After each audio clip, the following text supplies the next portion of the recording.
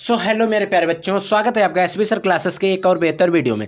तो बच्चों, आज का video very most important video है, क्योंकि बच्चों आज के इस वीडियो के अंदर हम लोग डिस्कस करने वाले हैं क्लास 12 फिजिक्स के बारे में। क्लास 12 फिजिक्स के बारे में इस वीडियो में हम लोग डिस्कस करेंगे। आप सभी को फिजिक्स के बहुत सारे टॉपिक पढ़ने को आज मिलेंगे, जो हमारे बोर्ड एग्जाम 2024 बोर्ड एग्जाम 2024 के लिए सबसे ज़्यादा इंपॉर्टेंट है। अगर आप भी प्रिपरेशन कर रहे हैं बोर्ड एग्जाम 2024 की, तो ये वीडियो आपको छोड़ना नहीं है। आपको सारे टॉपिक देख लेना, क्योंकि बच्चों अगर आपने इतना पढ़ लिया ना, तो मैं गारंटी देता हूँ कि आपके 100 नंबर जो आप बिल्कुल पक्के करना चाहते हो या करना चाहती हो, वो आपके पूरे होंगे। आपको टारगेट रखना है कि आपका जो पेपर होगा 70 नंबर का होगा, और 70 में हमें 70 नंबर चाहिए। इतनी आपको तैयारी करना है, तब आपके नंबर इसमें से अच्छे आ पाएंगे। और जो भी टॉपिक हम देखेंगे बच्चों, वो ऐसा नहीं एक दो चैप्टर कहूँ, आपकी जो किताब है पूरी संपूर्ण बुक के जो भी हमारे टॉपिक हैं, उन सभी संपूर्ण किताब के इंपॉर्टेंट टॉपिक को हम लोग डिस्कस करेंगे। और एक डाउट आपका रहता है कि सर क्या वो भी सिलेबस होगा जो इस साल हटा दिया गया है? तो वो सिलेबस इसमें बिल्कुल भी मेंशन नहीं है। वो सिलेबस भी इस वीडियो में हटा है जो आपके बोर्ड एग्जाम में हटा है। तो आपके बोर्ड एग्जाम में जो आएगा वही इसमें पूछा जाएगा, वही इस वीडियो में पढ़ाया जाएगा। ठीक है बच्चों, तो आइए वीडियो को शुरू करते हैं बिना समय को वेस्ट किए हुए। एक एक टॉपिक को ध्यान से समझ लेते हैं। तो देखिए बच्चों, पहला टॉपिक क्या है, ध्यान से समझिए इसको।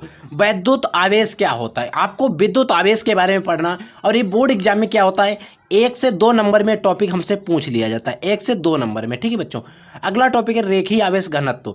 रेखीय आवेश घनत्व को हम रो से डिनोट करते हैं। ठीक है बच्चों, आपको पढ़ लेना रेखीय आवेश घनत्व के बारे में। ठीक है, और ये टॉपिक सारे टॉपिक आपको याद रखना है। और टॉपिक तीसरा क्या है, कूलाम का नियम। और ये कूलाम का नियम जो है बच्चों, बोर्ड एग्जाम में लगभग 5 नंबर में पूछा जाता है, तो इसीलिए कूलाम का नियम भी आपको तैयार होना चाहिए।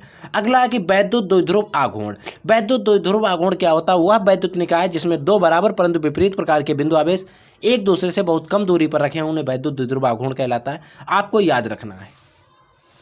देखिए, वैद्युत क्षेत्र की तीव्रता आपको निकालनी अच्छी स्थिति में और निरक्षी स्थिति में, दोनों में आपको निकालनी है। तीव्रता की बात कर रहे हैं, जिसको हम डिनोट करते हैं ई से। वैद्युत क्षेत्र की तीव्रता को हमें निकालनी है। ठीक है, अगला टॉपिक देखिए, अगला टॉपिक है गॉस की प्रमेय। आपको गॉस की प्रमेय तैयार कर लेना, और गॉस की प्रमेय भी हमारे बोर्ड एग्जाम में बच्चों 5 नंबर में आती है। अगला टॉपिक क्या है, विद्युत बल रेखाओं के गुण। जो विद्युत बल रेखाएं होती हैं, इनके क्या क्या प्रॉपर्टीज होती हैं, इनके बारे में आपको पढ़ना है। आपको वैद्युत विभव के बारे में पढ़ लेना है। आपको पढ़ना परावैद्युत पदार्थ क्या होते हैं। परावैद्युत पदार्थ क्या होते हैं, जिनके बारे में हम पढ़ते हैं।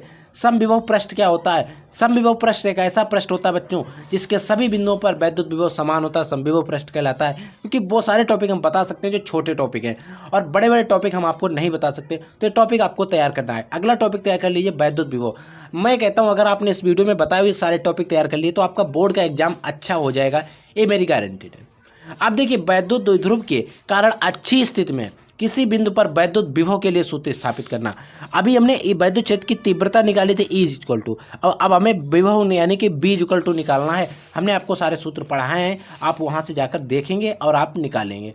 अब आता है विभव प्रवणता क्या होती है, और संधारित्रों का श्रेणी क्रम और समांतर क्रम। अब देखिए, श्रेणी क्रम में आपको संधारित्रों का श्रेणी क्रम C इक्वल टू आपने पढ़ा है C1 + C2 + C3, ये सूत्र पढ़ा था। अगर वही बात करते हैं श्रेणी समांतर क्रम, सॉरी, ये होता है समांतर क्रम का, और श्रेणी क्रम का होता है 1/C1 + 1/C2 + 1/C3, ये सूत्र होता है श्रेणी क्रम का। इसमें क्या होता है, प्रतिरोध वाला आपने जो सूत्र पढ़ा था उसका जस्ट उल्टा होता है, याद रखोगे। ठीक है बच्चों, कितने टॉपिक हो गए? 14 टॉपिक हो गए। अगला 15 टॉपिक देखिए।